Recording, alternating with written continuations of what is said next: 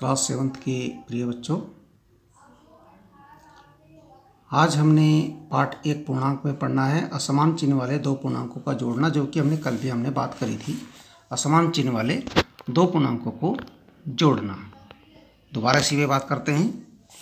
देखिए, असमान चिन्ह वाले यानी चिन्ह के दो पूर्णांक हैं, उनके अगर चिन्ह अलग अलग होते हैं, चिन्ह दो ही प्रकार के हो सकते हैं, तो धनात्मक या ऋणात्मक। दो ही पूर्णांक होते हैं हमारे पास, या तो धनात्मक होता है या ऋणात्मक होता है। तो अलग अलग चिन्ह वाले यानी एक धन वाला और एक ऋण वाला, एक प्लस वाला एक माइनस वाला यदि है, तो उनको हम कैसे जोड़ते हैं कि वो जुड़ते नहीं हैं, वो क्या होते हैं, अलग अलग चिन्ह होते हैं तो घट जाते हैं। हमारे पास आंसर जैसे यहाँ पर क्या आएगा, हम ऋण 5 में धन 5 प्लस -5 में +5 को जोड़ेंगे, ऋण 5 में धन 5 को जोड़ेंगे, तो 5 में से 5 घटेगा, जुड़ेगा नहीं, घटेगा, आ जाएगा 0। ठीक है। इसी प्रकार से दूसरा है धन 7 में ऋण 7 जुड़ेगा, तो ये भी जुड़ेगा नहीं, ये क्या हो जाएगा, घटेगा, आंसर आ जाएगा 0। ये आपको पहले से पता है। यहाँ भी ऋण और धन है और दोनों 12-12 है, यहाँ भी हो जाएगा 0, 12 में से 12 घटेगा। ऐसे ही यहाँ पे 9 माइनस का है 9 प्लस का है, दोनों को जोड़ेंगे तो आ जाएगा 0। तो यहाँ भी 100 प्लस का है और 100 ही माइनस का भी है, यहाँ भी हो जाएगा 0। चिन्ह अलग अलग जब होते हैं और हम उनको जोड़ते हैं तो जुड़ते नहीं, वो घट जाते हैं। इस चीज़ का आपको ध्यान रखना है। अब यहाँ देखिए, जब जोड़ के 0 हो रहा है, जब जोड़ के 0 होता है तो एक नया शब्द आ जाता है हमारे पास। क्या शब्द आता है कि ये एक दूसरे के कुछ होते हैं, जैसे ऋण 5 और धन 5, इनमें कुछ संबंध हो गया, इनको जोड़ के 0 होता है। हम लिख सकते हैं इसका संबंध का नाम ऋण 5 का योज्य प्रतिलोम। क्या हो गया, ऋण 5 का योज्य प्रतिलोम हो गया धन 5। योज्य प्रतिलोम वो होता है जिसे जोड़ के 0 हो जाता है, यहाँ 0 हो रहा देखिए, ठीक है ना। और धन 5 का योज्य प्रतिलोम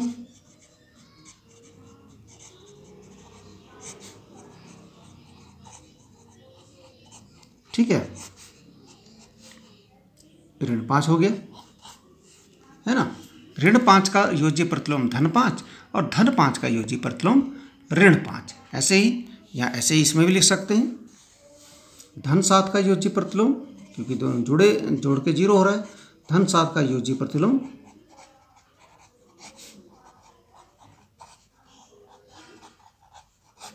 हो जाएगा ऋण 7, और ऋण 7 का योज्य प्रतिलोम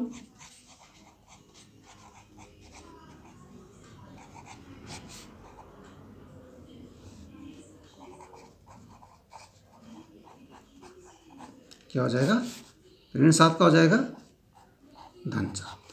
इस प्रकार से ऐसी ऋण 12 और धन 12 को जोड़ रहे 0 हो रहा है ना, क्योंकि जुड़ते नहीं, घटते हैं यहाँ पर, तो जब चिन्ह अलग अलग हो जाते हैं। अब ऋण 12 का योज्य प्रतिलोम क्या हो जाएगा, धन 12, और धन 12 का योज्य प्रतिलोम क्या हो जाएगा,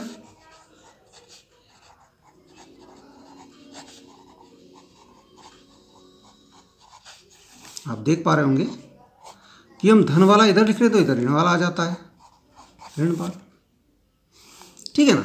ऐसे ही ऋण 9 का योज्य प्रतिलोम क्या होगा, धन 9, और धन 9 का योज्य प्रतिलोम क्या होगा, वो आप लिखेंगे। ऐसे ही धन 100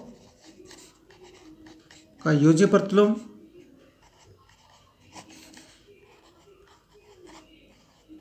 क्या हो जाएगा, क्या होगा, धन का है 100 तो 100 ही होगा, लेकिन यहाँ पर ऋण का होगा, है ना।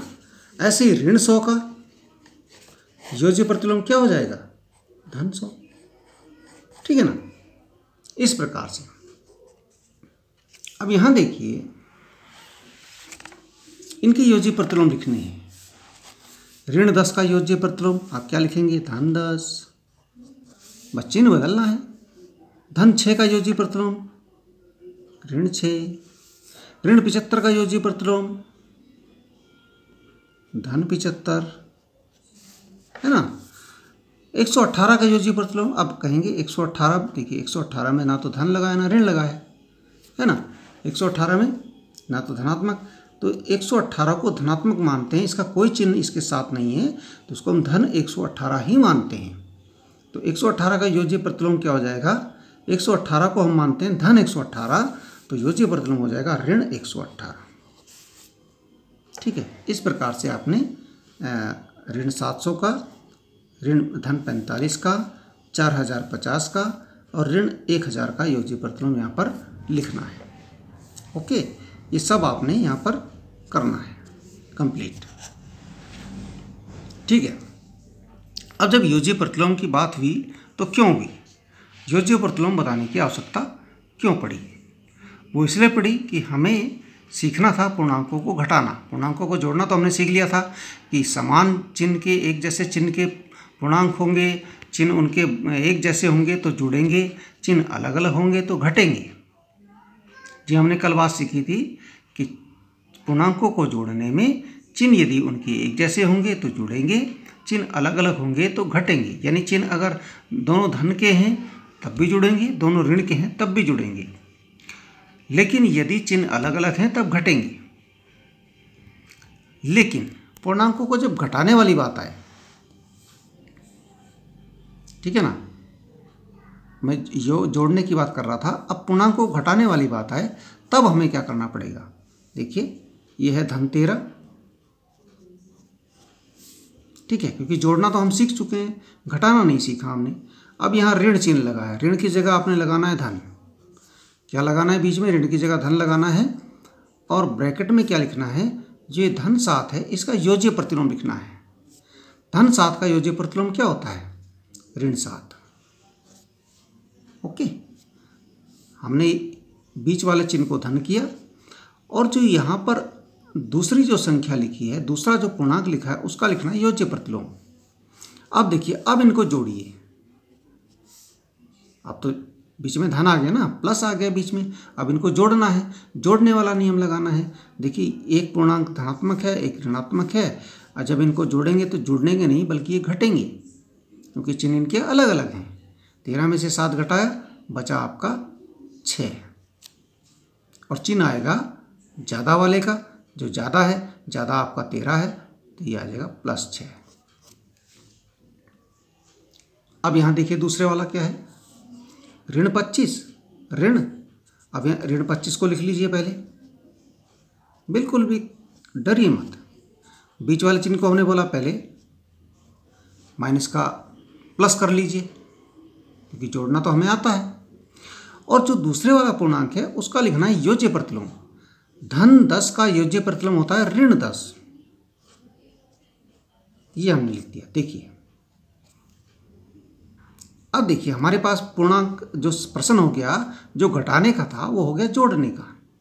हमने इसको जोड़ने का में बदल दिया, और जोड़ने का कैसे जोड़ेंगे हम इसको? ऋण 25 और ऋण 10, क्योंकि दोनों के दोनों एक जैसे चिन्ह के हो गए, दोनों ऋण के हो गए, है ना।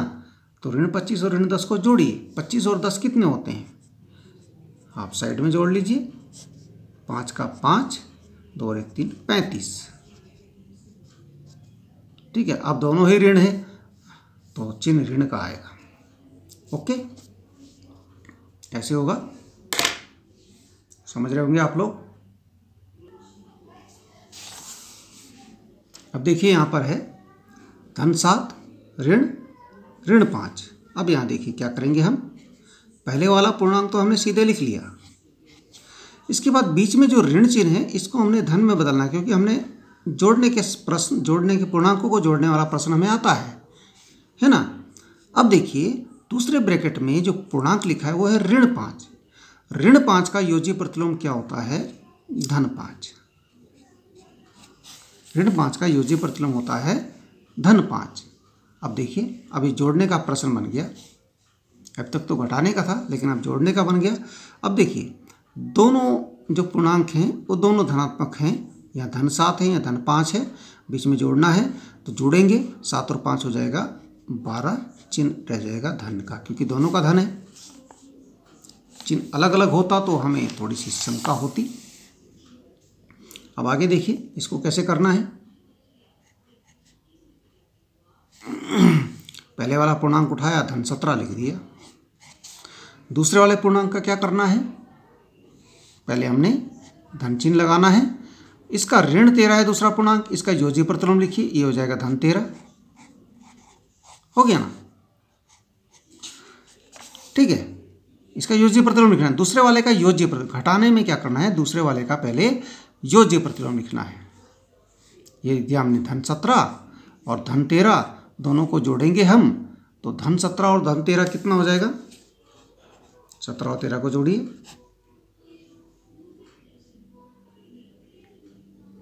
7 3 10, 2 और 1 3, 30 हो गया। ये हो गया आपका धन 30।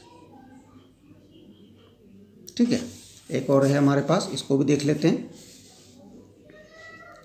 पहला पूर्णांक क्या है आपके पास, ऋण 7। बीच में जो ऋण है उसको हमने धन किया, और दूसरे वाले पूर्णांक का हमने लिखा है योज्य प्रतिलोम। ऋण 17 का योज्य प्रतिलोम होता है धन 17। ठीक है। अब यहाँ देखिए, क्योंकि अब इसको जोड़ना है, जोड़ने का प्रश्न तो हमें आता है, और जोड़ने वाले में पूर्णांक देखिए, धन का 7 है, ऋण का 7 है, ये धन का 17 है, ये माइनस का 7 है, प्लस का 17 है। अभी क्योंकि अलग अलग साइन के हो गए, चिन्ह इनके अलग अलग हो गए, तो ये घटेंगे। 17 में से 7 घटा दीजिए, या 17 में से 7 घटा दीजिए, बचा आपका 10। अब क्योंकि ज़्यादा 17 है और 17 का चिन्ह प्लस है, तो ये प्लस आ जाएगा, ये आपका आंसर होगा। इस प्रकार से आपको ये प्रश्न करने हैं। हमने प्रश्न करने के लिए दे रखे हैं आपको धन 12, ऋण धन 6 घटाने के हैं, ऋण 23, यहाँ ऋण था, ये ऋण है, ये धन लग गया गलती से, ये ऋण है, ऋण 23, ऋण 4, इसको भी आपने करना है, ऋण 12, ऋण 3, इसको भी करना है, 17 ऋण धन 8, इसको भी करना है, और ऋण 25 ऋण 5, इसको भी करना है। आपने इन प्रश्नों को हल करना है अपने आप से। ठीक है, जैसे अभी किया हमने योज्य प्रतिलोम के द्वारा, वैसे इनको करना है। ठीक है, धन्यवाद।